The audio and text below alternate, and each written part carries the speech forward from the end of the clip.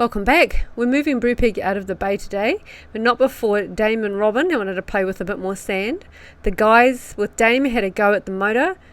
I decided I needed a bit of a snooze, and then I took Brupeg for a ride. We're a Kiwi couple living in Australia who brought a 57-foot steel trawler after she sunk in a flood and was pulled from the sea. We're now bringing her back to life. We're on to the finishing jobs after working on her for the last 6 years to refit and get her ready for launch as soon as possible. Brupeg is rebuilt by us with volunteers funded by Patreons and viewers, and we spend every cent we have to make sure that she's ready. She's fueled by veggie oil, diesel, solar and wind power to do research, projects and expeditions to remote places like Antarctica and the Northwest Passage.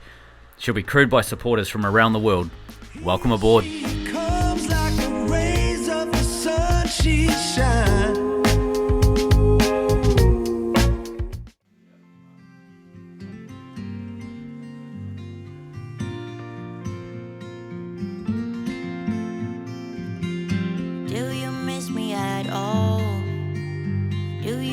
About the things we used to do. No, you couldn't stand tall, so why didn't you? Before we can move Brupeg back to its hard stand position in the yard, we've got to tidy up, we've got to do a bit more blasting, we've got to get things sorted out and back up on deck. So the guys did an amazing job tidying up and getting things ready. Thanks everyone.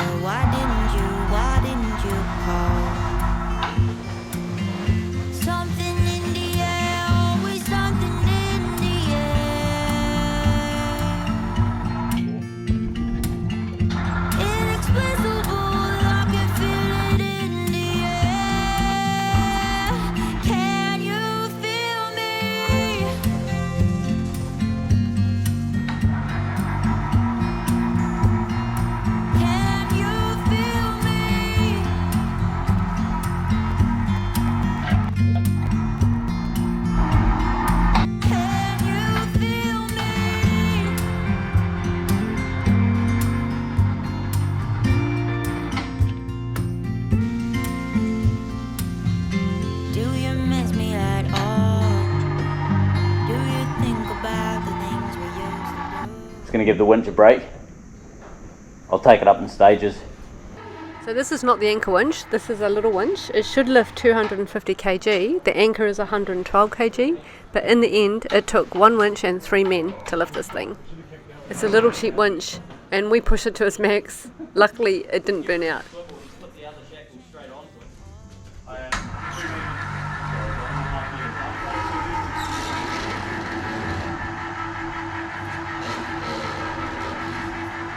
Yeah, cool.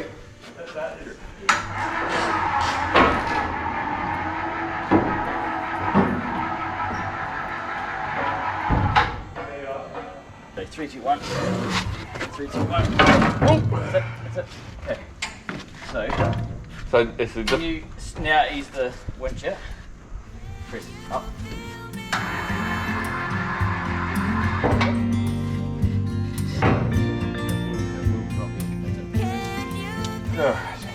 Thank you so much. Yeah, no worries. Thank you, Robin.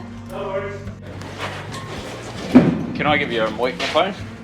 Just tuck it down that way, like so it hides behind your shirt, sort of thing. Yeah. Right. Before we can move the boat, the rear deck head or roof needs to be blasted. It just pull back and blast from a distance just to take the surface paint off so we can repaint. So we have to protect these windows, and we're putting boards up and we'll tape any gaps. Robin's going to do it and he'll sandblast down to bare metal anywhere that looks rusty.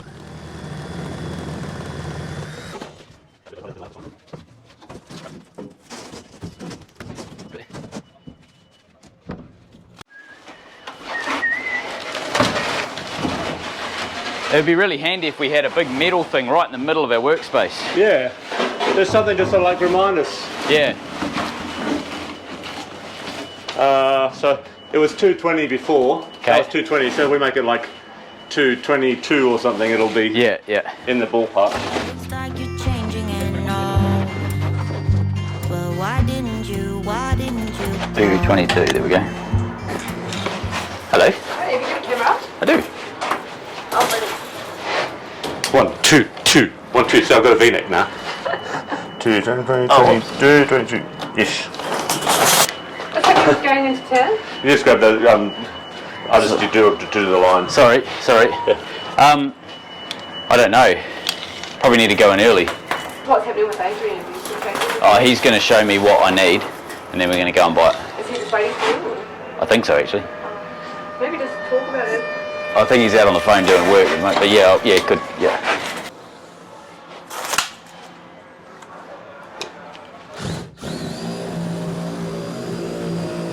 It's quite fast when it's got power.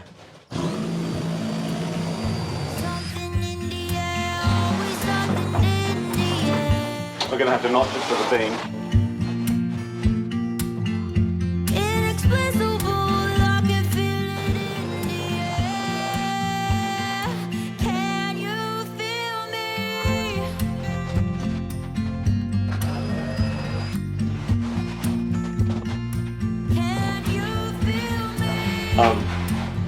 Okay. One more. Right. Put this on your stainless so that it'll peel off later. Like give it a wipe down because else it won't stick. But put that on your stainless, and then put then put your plastic onto the green tape. So you've got your green tape there. You put your plastic on like that, and then put a couple of layers of silver over top of it. Okay, just on the edges. That join. And So no silver tape will touch stainless. It'll only ever touch that and plastic. Yeah. And that's the only thing it touches that sticks onto the stainless. Right, I'll grab some water.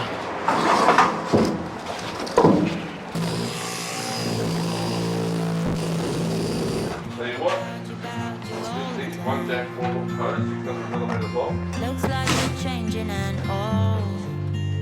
But why didn't you call? Something in the air. Is that Stu's glasses? I think so. Yeah. Hey Stu, your glasses are here. They've been hanging on the side, I think, for a while. One option is your glass on shambles in Yeah. York. Is that the one you want? No, you're a dickhead. Hey Siri, call me Shirley. Glass you're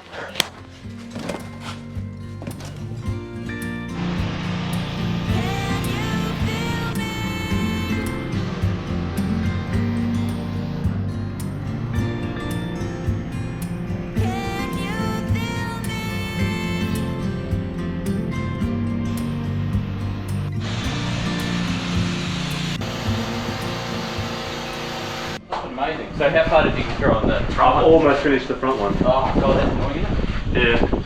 I got like it's the like a yeah. Yeah, very close.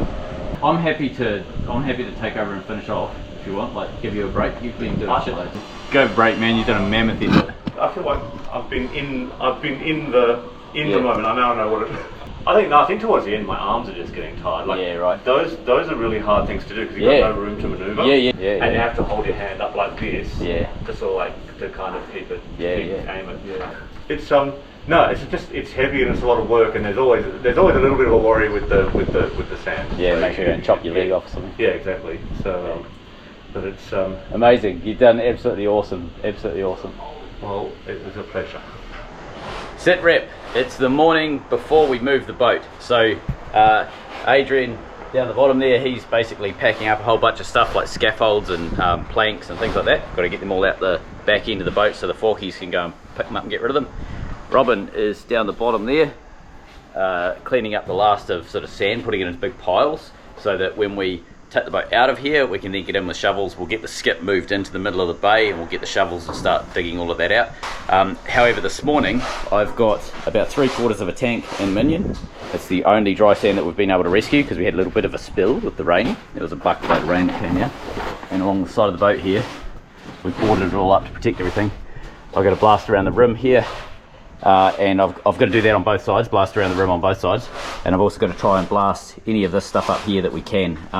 I don't necessarily know how much we're going to get done before we run out of sand because we don't have a lot of sand. So Robin's already done the vents, the two side vents. Sorry, I just remembered a bit. I've got about a foot at the very top of this. I've got about a foot of that to blast. So we've got about 90% of the blasting on that side done. The other side is finished, and we are pondering going into town and just grabbing a couple of bags of garnet. So if we need to, just to try and get through any last bits. But we'll see how we go. I also need to get into town and get a couple of 15 amp extension cords because I have some stainless to TIG for a bracket that Robin started making in the engine room, but I can't find our 15 amp leads anywhere, so I can't actually get any of the welders downstairs running. So anyway, long story, got to do a town run as well. So Jess also needs to stock up on food again, which she said that we're running pretty low on food, so there's bucket loads of errands to run. At the same time, we're trying to cram in the last little bits of work before we get the boat out of the blast bay. Oh yeah, just remembered, so also the Cummins work has been put on hold until we can get the boat organised. We've basically got it up to the stage where we need to start setting the tappets and so on. So we're not far off from starting that motor. We're pretty close, but we can do that tomorrow. That's all on hold until we've got this stuff done, because it's way more critical at this stage.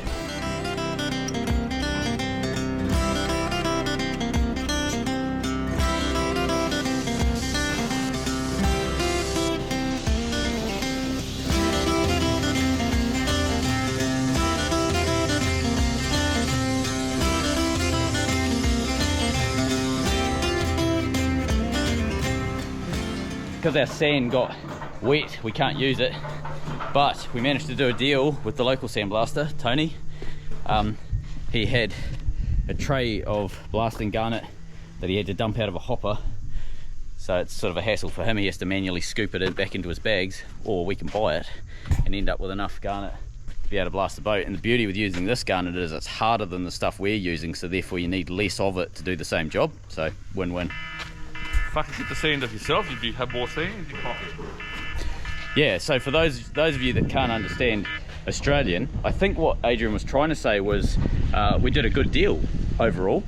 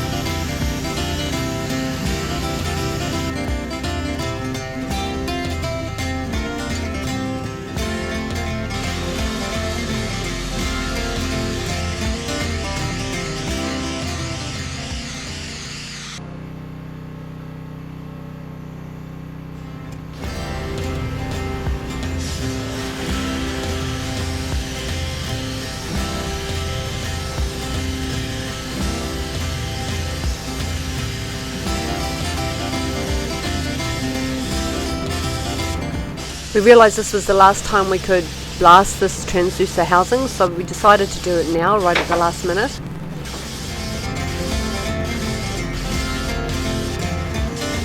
Here you can see Dame is spraying it with CRC, or in Australia it's called WD-40. It's something that just stops the rust. How come you get to hold a camera and we have to carry this?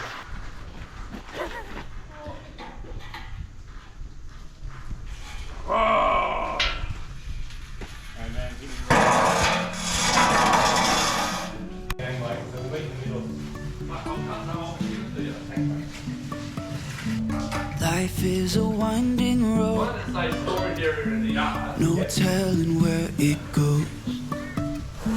Driving through days and nights, won't stop for traffic. And this was the last time we decided to build anything out of plywood on Brupeg.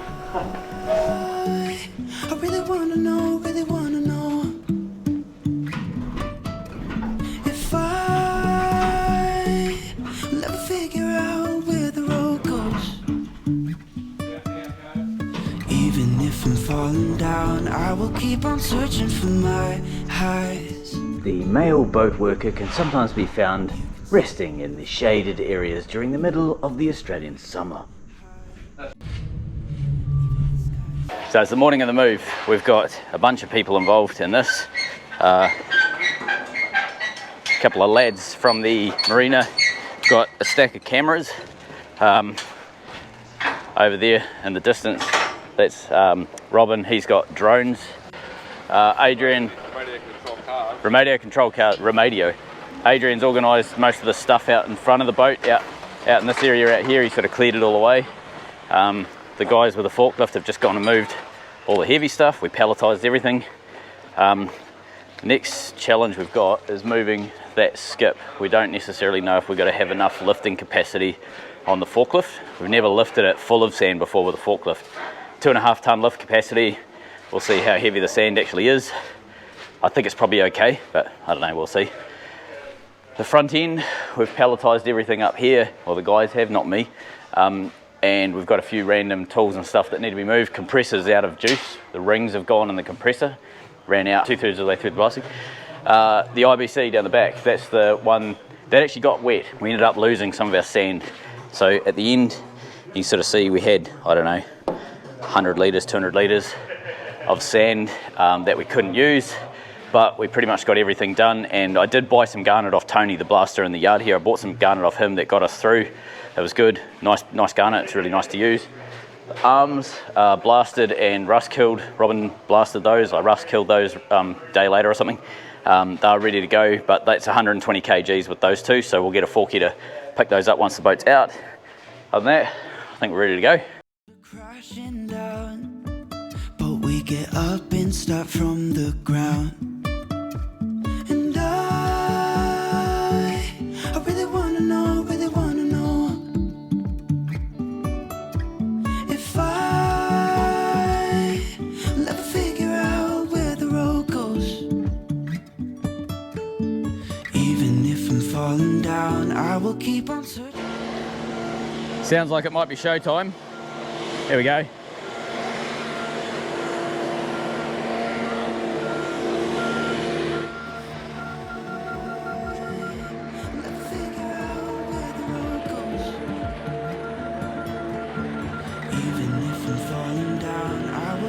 Searching for my highs.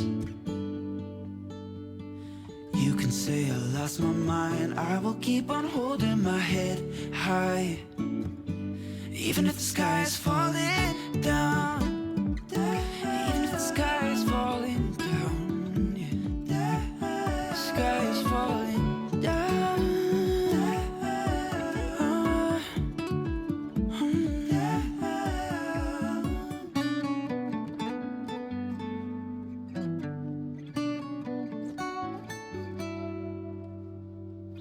Even if the sky is falling down, even if the sky is falling down, yeah.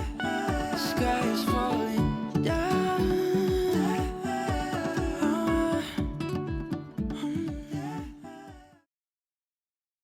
You're the fire, you're the flare, you're the song inside my head, and I will taste every note. Feels so good when you're in my head, and you're the fire, you're the... So to capture this, we've got a few cameras set up. We've got Jess is going to be up on the top on the radar mast area. She's going to be videoing from there. We have me roving around with a camera. Robin in the background. He has his drone up in the sky there, capturing what we're doing. And then at the very front of the yard, we've got front cam. Turns out we can lift 2.5 tonne. There's our biological camera mount up the top. Doing her Titanic moment. You're the fire, you're the flare, you're the song inside my head. On this travel lift, these are actually plane wheels. So they got rid of the old mud grips or whatever it was that they had, and they've swapped the whole lot out over the last couple of years to essentially plane wheels. But they're $4,000 each for those tyres.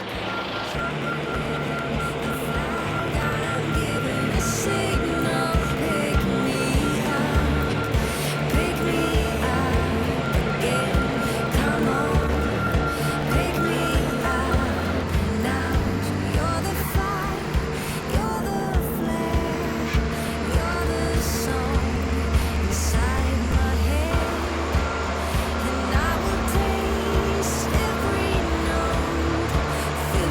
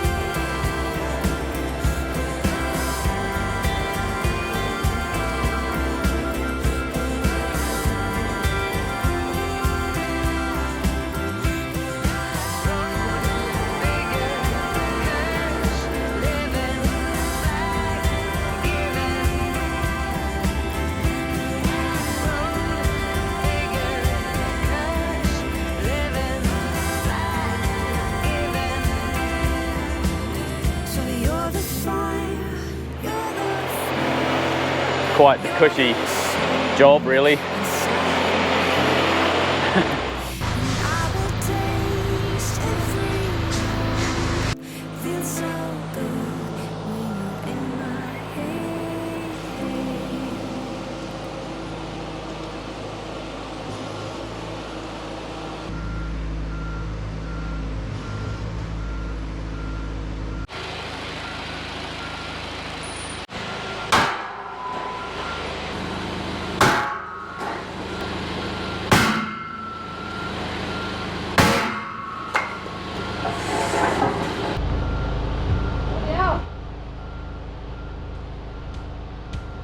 When I sailed down a Parramatta town where the river runs a streak of brown, all the Shanty lasses they What other song suits this moment than this one? With an upshade rises, upshade rises from the bed. With an upshade rises, whiskey warm about the head.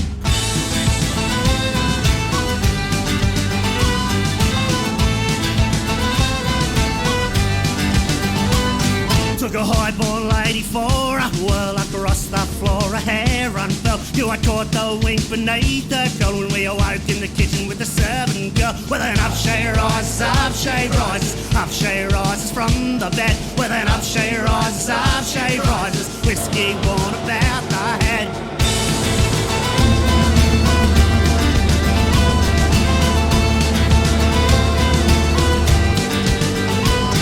The parson's daughter to the steps of her father's house, the sins confessed. Drank a holy wine and thought me blessed when I knelt at the altar neath the Sunday best.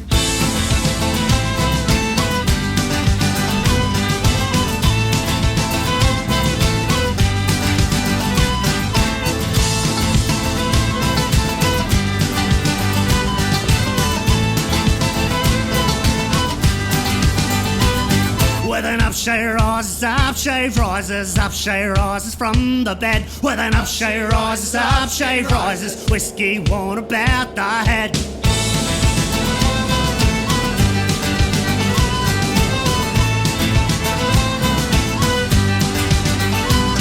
Met a black masked maiden, stark eyes stared down the lonely road. She robbed me fair when she drew her guns, a lovely pair that laid me down and left me there. 1, 2!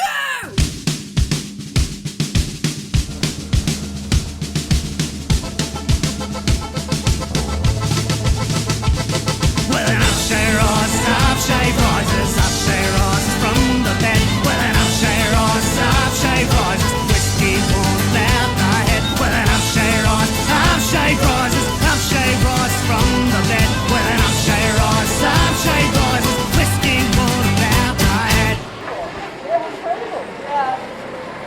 I love how it's playing for this.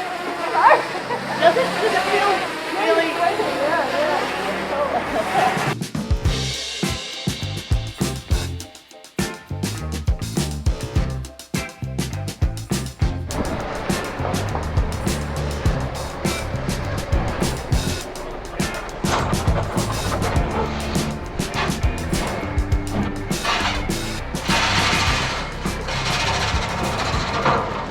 Here comes our drone man. I almost got those stairs. Yeah. These stairs. I was like doing this pan out of the end, and then I just like, boom, suddenly the stairs come up. I go, where did they come from? Where did they come from? What were you saying? Geez, that's gonna look cool. That's gonna look really cool. What were you saying about your boat ride? It was one of the best experiences in my life ever. It was the most amazing thing. What did you like about it? I could feel the boat rocking, and it was so high. And when they came in here and they had to turn around, it was like they were turning on a dime. It was unbelievable. I mean, I knew where it was on the earth, but I couldn't see it. Of course, you came into the bay. Yeah, You haven't been here. No, but I just mean watching the show. Yeah. You don't realise that little bit of those pixels over there are the river. Yeah. It's surprising how much colder the boat is out here. Like the breeze. It's amazing, isn't it? Yeah, and we'll get lots more flow through the boat, the normal flow.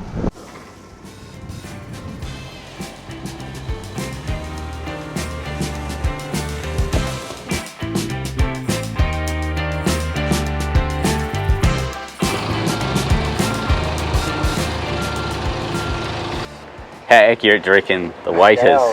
So 45. 45. This is the first time I've ever been able to see that vent and that door not be silver, stainless or aluminium in that case. Keen viewers might have noticed that some of the boat isn't painted, namely under the water and a few other bits around the cabin. We did the minimum that we had to do in the yard, so there's some bits we had to just drop off the list because there was just too much rain. We couldn't physically get enough done, you know, in the time that we had. The weather window was too short most of the time. So we're going to be doing the antifel out in the yard out here. They can either be rolled or sprayed out here because spraying antifel is quite different to normal paint. They're putting the stands in. So it's quite different to normal paint because it's so heavy. It's got a lot of copper in it. Sometimes up to 70% of the paint is actually just crushed copper basically.